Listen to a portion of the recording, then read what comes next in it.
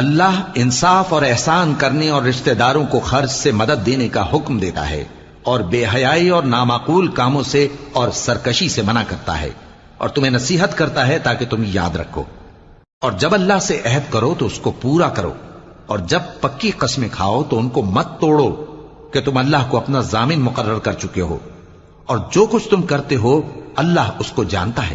اور اس عورت کی طرح نہ ہونا جس نے محنت سے تو سود کاتا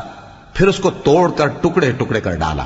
کہ تم اپنی قسموں کو آپس میں اس بات کا ذریعہ بنانے لگو کہ ایک گروہ دوسرے گروہ سے زیادہ غالب رہے۔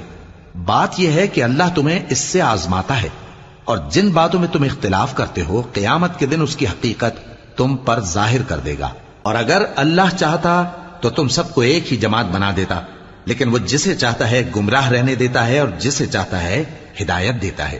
اور جو عمل تم کرتے ہو اس دن ان کے بارے میں تم سے